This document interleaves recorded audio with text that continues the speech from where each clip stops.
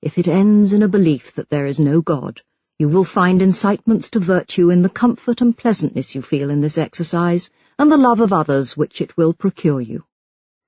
I find the following advice of Jefferson, again in his letter to Peter Carr, moving. Shake off all the fears of servile prejudices under which weak minds are servilely crouched. Fix reason firmly in her seat, and call on her tribunal for every fact, every opinion.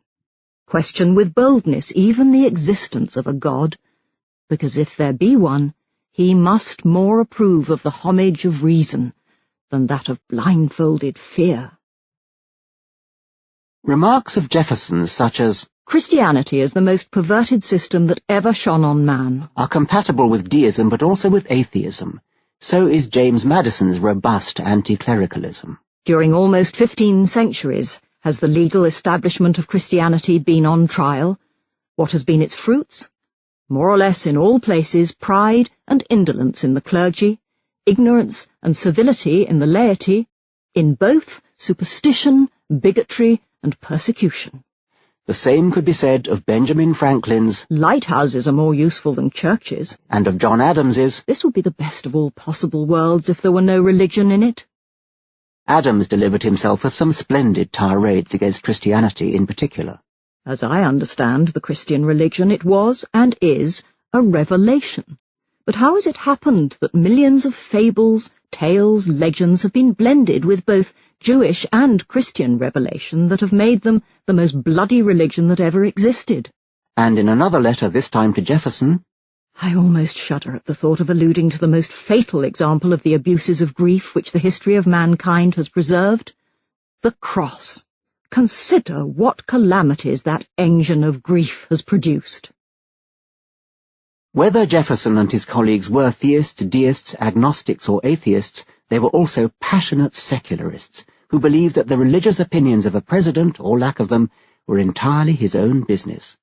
All the Founding Fathers, whatever their private religious beliefs, would have been aghast to read the journalist Robert Sherman's report of George Bush Sr.'s answer when Sherman asked him whether he recognized the equal citizenship and patriotism of Americans who are atheists. No, I don't know that atheists should be considered as citizens, nor should they be considered patriots. This is one nation under God. Assuming Sherman's account to be accurate, unfortunately he didn't use a tape recorder and no other newspaper ran the story at the time, try the experiment of replacing atheists with Jews or Muslims or blacks. That gives the measure of the prejudice and discrimination that American atheists have to endure today. Natalie Angier's Confessions of a Lonely Atheist is a sad and moving description in the New York Times of her feelings of isolation as an atheist in today's America. But the isolation of American atheists is an illusion, assiduously cultivated by prejudice. Atheists in America are more numerous than most people realize. As I said in the preface, American atheists far outnumber religious Jews, yet the Jewish lobby is notoriously one of the most formidably influential in Washington. What might American atheists achieve if they organized themselves properly?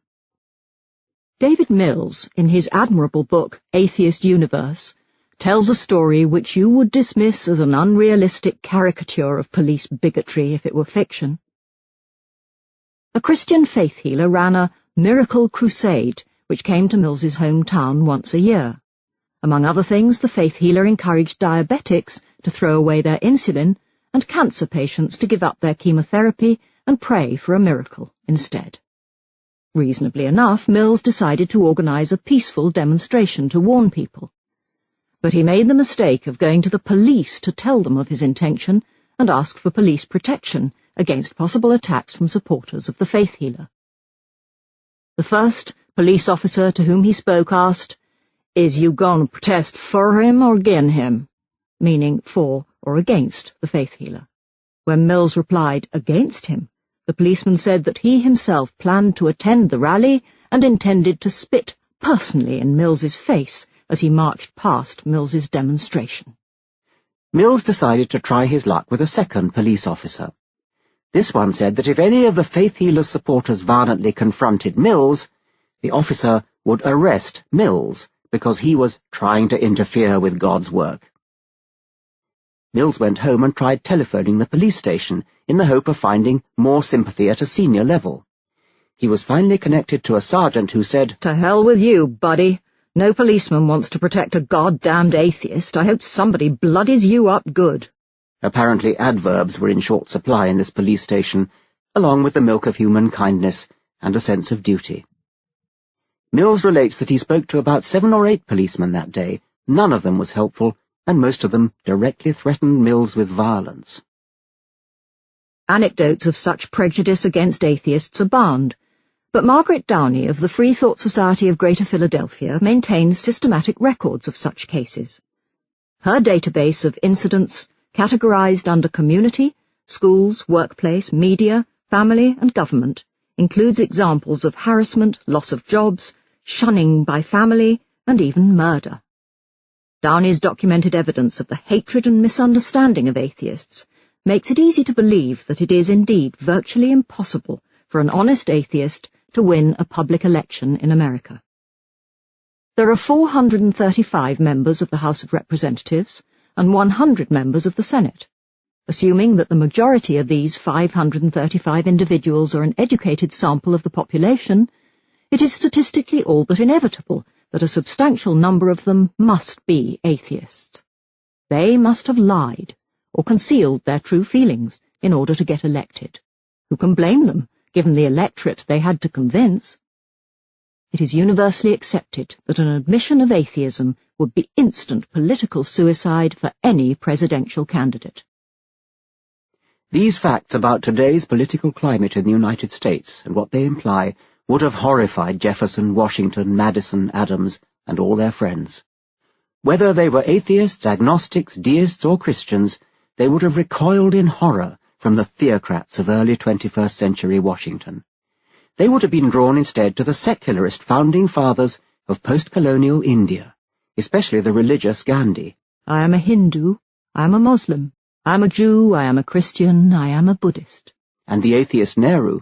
The spectacle of what is called religion, or at any rate organized religion, in India and elsewhere, has filled me with horror, and I have frequently condemned it and wished to make a clean sweep of it. Almost always it seemed to stand for blind belief and reaction, dogma and bigotry, superstition, exploitation, and the preservation of vested interests. Nehru's definition of the secular India of Gandhi's dream, would that it had been realized instead of the partitioning of their country amid an interfaith bloodbath, might almost have been ghosted by Jefferson himself. We talk about a secular India. Some people think that it means something opposed to religion. That obviously is not correct. What it means is that it is a state which honors all faiths equally and gives them equal opportunities. India has a long history of religious tolerance. In a country like India, which has many faiths and religions, no real nationalism can be built up except on the basis of secularity. The deist God is certainly an improvement over the monster of the Bible. Unfortunately, it is scarcely more likely that he exists, or ever did. In any of its forms, the God hypothesis is unnecessary.